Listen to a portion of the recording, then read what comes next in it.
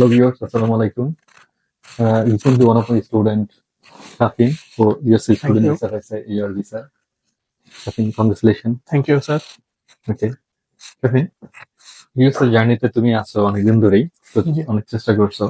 জি sir. আহ, তোমার visa পাওয়ার জন্য, ঠিক আছে, তোমার মনে হয় কি সবচেয়ে বেশি important? As a student visa পাওয়ার জন্য ইউএস এর জন্য সবথেকে বেশি ইম্পর্টেন্ট হচ্ছে আপনার ট্রাভেল হিস্টোরিটা স্ট্রং করা। একটা যদি ট্রাভেল হিস্টোরি স্ট্রং পাওয়া যায় তাহলে সেই ক্ষেত্রে 100তে 100 সে ভিসা পাবে। আচ্ছা, সেকেন্ড অফ অল, আমরা অনেকেই বলে থাকি যে কেন ফ্রেশ পাসপোর্টে ভিসা হয় না, এটা সেটা প্রবলেম, সেগুলো কিছু মাথায় নেওয়ার কিছুই দরকার নেই। আপনার যদি একটা ভালো ট্রাভেল হিস্ট্রি থাকে, অবশ্যই তারা ওইখানে 100-100 শিওর থাকবে যে সে একজন অথেন্টিক স্টুডেন্ট। বিস্কিট। এর জন্য একটা ভালো পজিটিভ ভাইব থাকবে ভিসার জন্য। আচ্ছা, তোমাকে কি টাইপের কোশ্চেন গুলো জিজ্ঞেস করছিল? আমাকে প্রথমে জিজ্ঞেস করেছিল, যেহেতু আমি মালয়েশিয়াতে ছিলাম, আমি মালয়েশিয়াতে কেন গিয়েছিলাম। আমি বলেছি স্টাডি করতে। তারপর এখানে থেকে কেন এসেছো? আমি বললাম আমি মালয়েশিয়া থেকে আমি ব্যাক করেছি, কারণ মালয়েশিয়া থেকে হায়ার স্টাডিটা খুব ইম্পর্টেন্ট। তাই আমি এখান থেকে ইন্টারভিউ দিয়ে এখান থেকে আমি শিফট হতে চাচ্ছি। আচ্ছা, তোমার ভিসা পাওয়ার জন্য আমাদের এই কম্পাস প্লাসে তুমি চিনলে কিভাবে?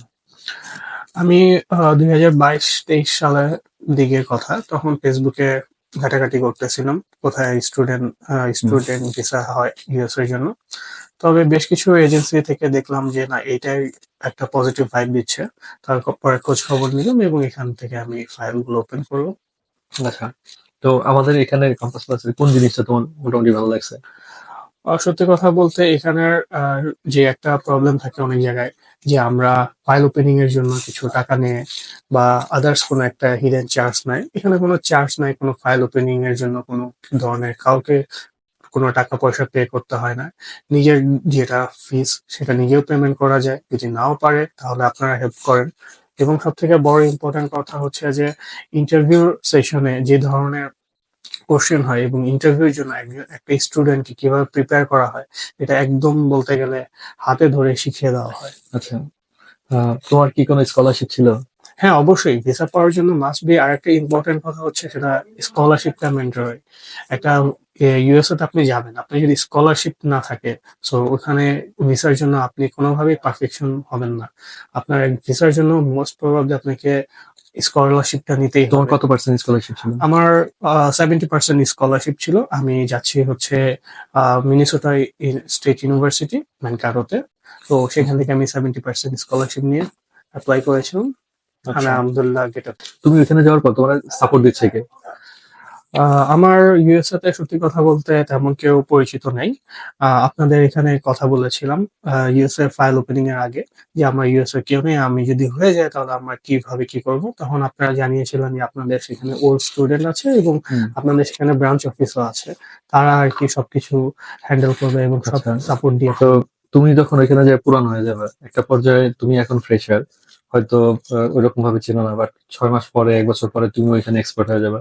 তো তখন যদি আমার পুনরায় কোনো স্টুডেন্ট তোমার ওইখানে যেতে চায়, তুমি কি তাদেরকে হেল্প করবা? হ্যাঁ, অবশ্যই। কারণ আপনার ওল্ড স্টুডেন্টদের সাথে আমি কমিউনিকেট করে অনেক সাজেশন নিয়েছি, অনেক কিছুই জেনেছি, বুঝেছি, শিখেছি।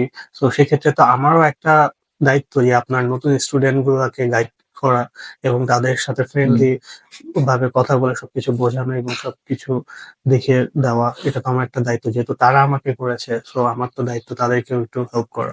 ওকে। আমরা যে একটা স্টুডেন্টের জন্য যে কোনো কমপ্লেন বা আমাদের বিরুদ্ধে তোমার কোনো কমপ্লেন অভিযোগ টুকু কিছু আছে? না, আমি কোনো কমপ্লেন দেওয়া যে ফাইল ওপেনিং থেকে শুরু করে শেষ পর্যন্ত, ইভেন ইন্টারভিউ এর আগের দিন রাতেও আপনাদের সাথে সবকিছু নিয়ে ডিটেলস এ কথা বলেছি।